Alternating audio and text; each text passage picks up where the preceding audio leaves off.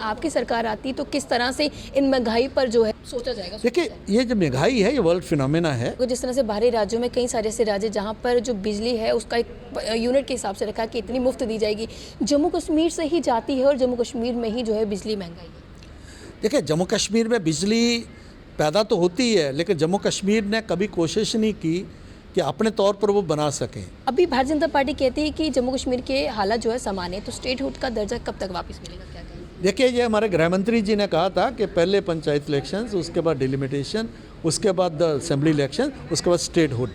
तो उन्होंने सीक्वेंस बताएगा, समय समय से हो जाएगा ये। जी, आप देख रहे हैं यंग बाइट्स, मैं हूँ आपके साथ पूजा ठाकुर। आज के हमारे पॉलिटिकल पल्स में मैं आपकी मुलाकात करवाने जा रही हूँ farmer deputy CM doctor Nirmal Singh ji. और आपको बता दें कि भारतीय जनता पार्टी के वरिष्ठ नेता लगातार लोगों के मुद्दे जो है ये उठाते रहते हैं और आखिरकार जो अभी लोग सड़कों पर उतरे हैं उनको लेकर क्या कुछ कहना है। सबसे पहले आपका बहुत बहुत स्वागत है। बहुत बहुत धन्यवाद। जी सर, क्या कहना चाहेंगे जिस तरह से लगातार लोग जो है प्रदर्शन कर रहे हैं, सड़कों पे उतर रहे हैं, डिलिमिटेशन की प्रक्रिया जो है पूरी हो चुकी है, इलेक्शंस को लेकर बोल रहे हैं कि कभी भी हो सकता है, क्या कुछ तैयारियां जो है भारतीय जनता पार्टी की? देखिए, जो प्रदर्शन हो रहे हैं, जहाँ अपोजिशन के लोग बोल रहे हैं, ये उन लोगों को जवाब है जो कह रहे हैं कि लोकतंत्र जो है यहाँ ख़त्म कर दिया गया है मोदी जी ने। जी। तो पूरा हर किसी को जो है बोलने का हक भी है और वो लोग जो हैं बोल भी रहे हैं। यहाँ तक है क्योंकि देखिए, कोई भी व्यवस्था रहती है उसमें कुछ कमियां भी रहती हैं, कुछ मांगें भी रहती हैं, तो इसलिए लोग उसके लिए जो है अपने मुद्दे लेके जो है रेस कर रहे हैं और सरकार कोशिश भी कर रही है। बाकी है कि ये ज़रूर है कि आगे इलेक्शंस हों। अभी पंचायत इलेक्शंस हुए, लोकल बॉडीज़ के हुए, बीडीसी डीडीसी के हुए, आगे असेंबली इलेक्शन होने के तैयारी हो रही है, हो सकती है, और 2024 में लोकसभा इलेक्शंस होंगे तो उसकी भी तैयारी चल रही है। लेकिन डेफिनेटली जो है लोगों के कई ऐसे मसले रहते हैं जिसके लिए वो लगातार अपनी बात रखते रहते हैं। अपोजिशन ये कहती है कि 370-35 से टूटने के बाद कहा गया था कि विकास होगा, महंगाई कम होगी या लोगों को जो है वो कई तरह के रोजगार के साधन मिलेंगे, लेकिन लोग सड़कों पे उतर के प्रदर्शन कर रहे हैं। प्रॉपर्टी टैक्स को लेकर बात की जाए, महंगाई को लेकर बात की जाए, तो भारतीय जनता पार्टी इसको लेकर किस तरह से स्टैंड ले रही है? देखिए, आप देखें, अगर जो डाटा के आधार पर देखें, जो इन्वेस्टमेंट आ रही है, बड़े बड़े नेशनल हाईवेज़ बन रहे हैं। आज आप देखें कि एक्सप्रेस हाईवे, नेशनल हाईवे और रिंग रोड बनी है, बड़े बड़े प्रोजेक्ट्स बन रहे हैं, तो डेफिनेटली हमारे जो बच्चे हैं, चाहे वो टेक्निकल हैं, इंजीनियर्स हैं, या जो आम आदमी है उसको भी रोज़गार मिल रहा है। हाँ, सरकारी नौकरियां जितनी मिलनी चाहिए जो उसकी अपेक्षा उतना नहीं, सरकार की नौकरियां तो 2-4% से ज़्यादा मिलती भी नहीं है, ठीक है, लेकिन उसका भी 30,000 पीछे आंकड़ा आया था, 30,000 नौकरी जो पिछले सालों में दी गई है, और ज़्यादा जैसे सार भी उसमें काम जो है उस पर लगी हुई है। लेकिन है कि रोज़गार की और ज़रूरत है, और जो इन्वेस्टमेंट आएगी, अगर प्राइवेट सेक्टर यहाँ पर उभरेगा, इंडस्ट्री आएगी, तो डेफिनेटली उनको जो है रोज़गार मिलेंगे। लेकिन है कि अभी और करने की ज़रूरत है। अपोजिशन ये कहती है कि जितने भी प्रोजेक्ट पर काम चल रहा है ये पुराने प्रोजेक्ट है, हमारी सरकार के लाए हुए प्रोजेक्ट है, जिसको इम्प्लीमेंट जो है वो ये कौन कहता है?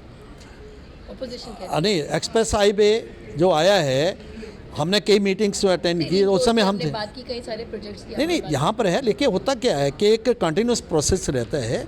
जैसे रिंग रोड है, वो तो हमारे वक्त में तभी हुए, और कम से कम मोदी जी का जब सरकार तब के बने हुए, तब जो है एक्सप्रेस हाईवे का कोई कॉन्सेप्ट नहीं था। ये जो IIT का, IIM का, एम्स का कोई कॉन्सेप्ट नहीं था, ये तो बाद में ही आया ना, ठीक है। और उसमें चाहे वो हम सरकार में थे तब के हैं, या फिर जो अभी LG गवर्नमेंट जो उसको जो लागू कर रही है, बड़े बड़े टनल्स हैं, जिस प्रकार से आपने देखा होगा, जिस प्रकार से जोजिला टनल मिला है, लद्दाख को मिलाने की कोशिश हो रही है, और कई प्रकार की बातें हैं। तो इसलिए इन्वेस्टमेंट आ रही है। कितने लोग जो है उन्होंने यहाँ पर इन्वेस्टमेंट करने का सोचा है, और उसके लिए लैंड लॉस को ठीक किया गया है और पूरा माहौल बनाने की कोशिश की जा रही है। ओपोजिशन की बात की जाए तो लगातार जिस तरह से डिमिलिटेशन की प्रोसेस पूरा हो चुका है, तैयारियां जो है पहले से। कांग्रेस की बात की जाए तो पहले भारत जोड़ो यात्रा, फिर उसके बाद हाथ जोड़ो यात्रा, अब सत्याग्रह पर जो है वो खड़े उतरे हैं और लगातार अपने प्रदर्शन को जो है आगे बढ़ा रहे हैं। भारतीय जनता पार्टी की बात की जाए तो इलेक्शंस को लेकर किस तरह की तैयारियां, और खास तौर से किन मुद्दों पर बात करें, क्योंकि महंगाई काफ़ी ज़्यादा बढ़ रही है, लोग परेशान है, तो महंगाई को लेकर साफ तौर से भारतीय जनता पार्टी का किस तरह का स्टैंड है? देखिए, भारतीय जनता पार्टी एकमात्र पार्टी है जो 24/7 वो हमेशा एक्टिव रही है। कोविड के वक्त भी हमारे सबसे ज़्यादा अगर किसी को कोविड हुआ है तो बीजेपी के जो है नेताओं को, कार्यकर्ताओं को हुआ, क्योंकि हम रहे, और हम 24/7 अभी भी हम तो तैयार हैं।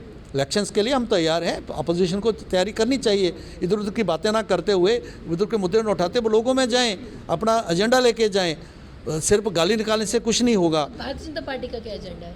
नहीं, एजेंडा है कि जहाँ पर हम जम्मू कश्मीर में जो हमने किया है 5 अगस्त 2019 के बाद जो किया है उसको और तरीके से उसको लागू करना। अभी तो कॉन्स्टिट्यूशनल चेंजेस आई हैं, इनको जो है ज़मीन पर उतारना है और शांति लाना और तरक्की और तामीर पर जम्मू कश्मीर को लेके जाना और डबल इंजन की सरकार बनाते हुए जम्मू कश्मीर को वो बेनिफिट्स दिलाना जो पूरे देश में बाकी स्टेट्स को मिल रहा है। पेट्रोल के दाम बढ़े हैं, गृहिणी के जो जेब पे काफ़ी ज़्यादा खर्चा है, जो दाम इतने ज़्यादा बढ़ चुके हैं, आपकी सरकार आती तो किस तरह से इन महंगाई पर जो है सोचा जाएगा? देखिए, ये जो महंगाई है ये वर्ल्ड फिनोमेना है। आपने देखा होगा, आप अपने पड़ोसियों को देखो, पाकिस्तान में क्या हाल है, श्रीलंका में क्या हो रहा है, अभी बांग्लादेश और बाकी जगह भी देखें, उसके बावजूद कंपैरिजन करिए, क्योंकि जो रशिया यूक्रेन बाहर का भी इसमें इम्पैक्ट है, उसके बावजूद भी जो है काफ़ी चीज़ें जो हैं हमारी संभली हुई हैं। महंगाई तो बढ़ी है, ठीक है, लेकिन आपने देखा कि इस तिमाही में और भी जो है काफ़ी ज़्यादा महंगाई जो है कम हुई है, ये प्रकार की भी मीडिया में बातें आई हैं। लेकिन एक चैलेंज है, आम आदमी को रोज़गार मिले और उसको बेचारे को सस्ती चीज़ें मिले, ये सरकारों के लिए बहुत बड़ा चैलेंज है। तो इसके लिए सरकार लगी हुई है। जी, क्या कहना चाहोगे, जिस तरह से बाहरी राज्यों में कई सारे ऐसे राज्य जहाँ पर जो बिजली है उसका एक यूनिट के हिसाब से रखा है कि इतनी मुफ्त दी जाएगी, जम्मू कश्मीर से ही जाती है और जम्मू कश्मीर में ही जो है बिजली महंगाई है? देखिए, जम्मू कश्मीर में बिजली पैदा तो होती है, लेकिन जम्मू कश्मीर ने कभी कोशिश नहीं की कि अपने तौर पर वो बना सकें। तो जो प्रोजेक्ट्स हैं, बाहर से फंडिंग है, NHPC की फंडिंग है, उसमें जो हमारा हिस्सा हमें मिलता है। और यहाँ बिजली की चोरी भी बहुत है, बहुत ज़्यादा है। हम थे तब 66% के ऊपर थी, फिर हमने 64% तो लाई, तो जो है वो भी एक इशू है, एक बहुत बड़ा चैलेंज है। लेकिन है कि मुफ्त देना, तब हमने एक 100 यूनिट्स की बात सोची थी, लेकिन अभी वो कितना सरकार कर सकती है फाइनेंशियल सारा देखते हुए, ये भी देखने की बात है। लेकिन है ठीक है कि जो ये जहाँ महंगाई तो है, उसमें जो बिजली भी आती है उसी में आती है कि उनको लोगों को दाम देने पड़ते हैं, तो इसलिए कांग्रेस कहती है कि जब पेट्रोल 40 रुपये प्रति लीटर था तो भाजपा जो है वो सड़कों पर उतर कर प्रदर्शन करने के लिए आती थी, लेकिन आज 100 के पार हो चुका है, तो भाजपा का क्या? देखिए, कांग्रेस कभी कभी इस प्रकार के मुद्दे उठाती है महंगाई के, नहीं तो उनको राहुल जी को कैसे बचाया जाए, ईडी से बचाया जाए, सोनिया जी को कैसे बचाया जाए, इस प्रकार की बातें करते हैं। हाँ, लोगों के मुद्दे उठाएं वो, हाँ ठीक है, पेट्रोल के दाम बढ़े भी हैं और जिस प्रकार से इंटरनेशनल मार्केट से जो है ये जुड़ी हुई बात है, जो पेट्रोल और डीजल है, और जैसे मैंने कहा रशिया और उसका इम्पैक्ट भी है, बाहर का इम्पैक्ट भी है। और देखेंगे कि बहुत बड़ा एक इशू जो है, प्रधानमंत्री जी ने जाके रशिया से सस्ता पेट्रोल लेने के लिए कोशिश की, जिससे जो है वेस्टर्न वर्ल्ड ने और अमेरिका नाराज़ भी हो गया था, लेकिन वो लोगों के हित के लिए उन्होंने फैसला लिया है। 370-35 से टूटने के बाद जो है स्टेटहुड का दर्जा देने की बात की गई थी कि कुछ समय के बाद जैसे हालात सामान्य हो जाते वैसे हो जाएंगे।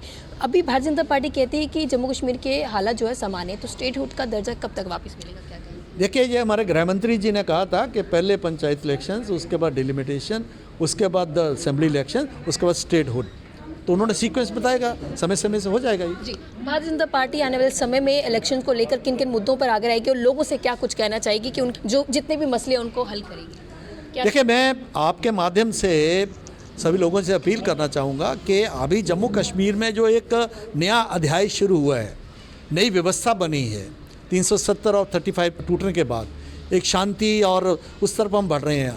आतंकवाद के ऊपर अंकुश लगा है, लगाबाद जो है उस वो अंतिम सांस से। भारतीय जनता पार्टी आने के बाद प्रदर्शन का जो सिलसिला है वो थमेगा? नहीं, मैं कह रहा हूँ हमारा क्या एजेंडा, मैं अपील कर लूँ कि आप जो है इस व्यवस्था को आगे ले जाने के लिए लोगों का डबल इंजन की सरकार की ज़रूरत है। केंद्र में मोदी जी की सरकार और जम्मू कश्मीर भारतीय जनता पार्टी की नेतृत्व की सरकार होगी, तभी इस चीज़ को हम जो है अंजाम तक पहुंचा सकेंगे। और पक्के तौर पर हम जो है इसको आपको विश्वास देते हैं कि आपको जो जहाँ के लोग सोचते हैं, जो उनको चाहिए, वो भारतीय जनता पार्टी दे सकती है। जो 8 सालों में मोदी जी की सरकार के जो अचीवमेंट्स हैं आपने देखे ही हैं, तो उसके आधार पर भारतीय जनता पार्टी को सपोर्ट करें। जी, बहुत बहुत धन्यवाद। हमारे से जुड़कर साफ तौर से कहना है कि लोगों के कई सारे मुद्दे हैं, उनका निवारण भारतीय जनता पार्टी कर सकती है और मूलभूत सुविधाएं जो है वो भारतीय जनता पार्टी दिलाएगी। लेकिन आने वाला वक्त ही बताएगा, अगर भाजपा सरकार आती है तो किस तरह से लोगों के मुद्दे हल होते हैं। लोग समझदार हैं, लोग जानते हैं कि कौन सी पार्टी जो है उनके मुद्दों को हल कर सकती है। अगले लेकर फिर मैं हाजिर हूँ, तब तक आप देखते रहिए यंग बाइट्स। फिर जर्नलिस्ट अमन शर्मा के साथ मैं पूजा ठाकुर, यंग बाइट्स जम्मू।